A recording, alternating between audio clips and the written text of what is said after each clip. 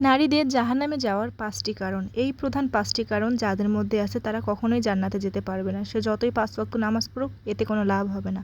এই ভিডিওটি আমার মা বোনদের জন্য অতি গুরুত্বপূর্ণ বিষয়। দেখুন, এই ৫টি ভুল আপনার মধ্যে যদি থাকে তাহলে এটা অবশ্যই শুধরে নেবেন। তো ইসলামী শরীয়তে বিভিন্ন হাদিসের আলোকে এসেছে যে জাহান্নামে নারীদের সংখ্যা বেশি হবে। এর পিছনে ৫টি কারণ রয়েছে। নাম্বার ১, স্বামীর প্রতি অকৃতজ্ঞতা ও স্বামীর সাথে খারাপ ব্যবহার করা। এটি একটি অত্যন্ত প্রধান কারণ। অনেক সময় স্বামী সারা জীবন উজাড় করে দিলেও সামান্য কোনো ভুলের কারণে অনেক মেয়েরাই আছে যারা একটুতেই তাদের স্বামীকে বলে যে আমি তোমার সংসার করব না, তোমার সঙ্গে থাকবো না। এসব কথা বললে আল্লাহ অনেক কষ্ট পায় এবং রাগান্বিত হয়। সেই সংসারে কখনোই শান্তি আসে না এবং সে নারীরা জাহান্নামে যাবেই।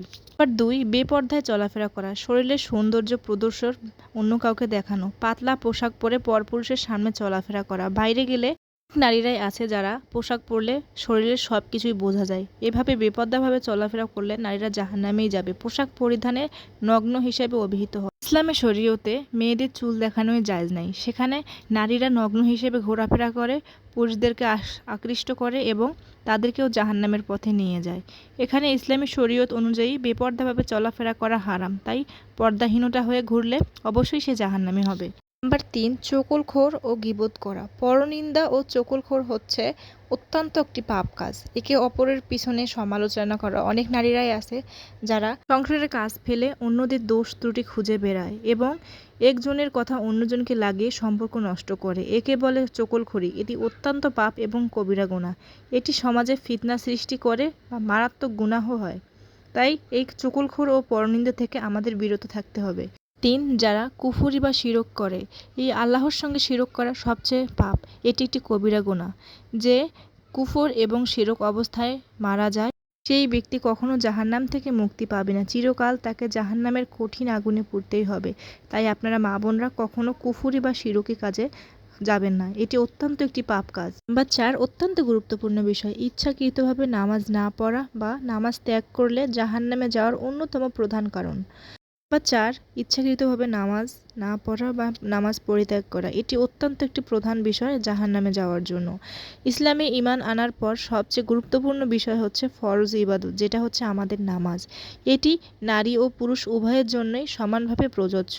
কুরআন ও হাদিসের আলোকে এই বিষয়টি স্পষ্টভাবে করা হয়েছে যে জাহান্নামীদের যখন জিজ্ঞেস করা হবে তারা কেন নামাজে পড়ল না, তারা কেন জাহান্নামে আসলো, তখন তাদের প্রথম উত্তরই হবে যে সে নামাজ পড়েনি।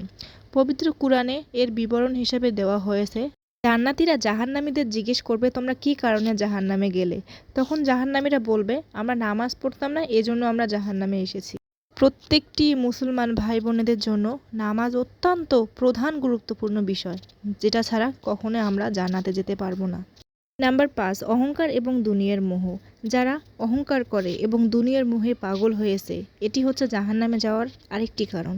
নিজের রূপ, সৌন্দর্য, অর্থ, লাবণ্য, জ্ঞান, বংশ এসব নিয়ে অহংকার করা ভুল, কারণ এসব সম্মান আমাদেরকে আল্লাহই দেয়।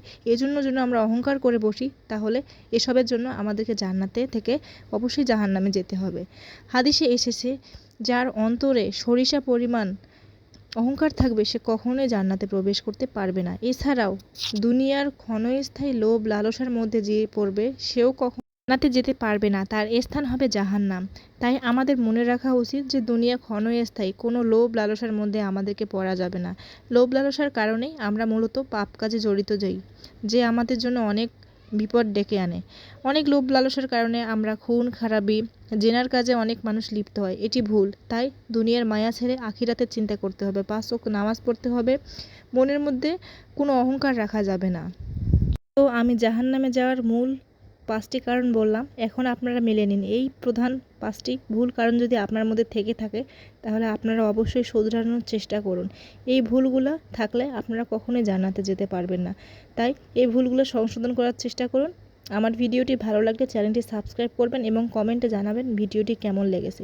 সবাই ভালো থাকবেন, সুস্থ থাকবেন। আল্লাহ হাফেজ।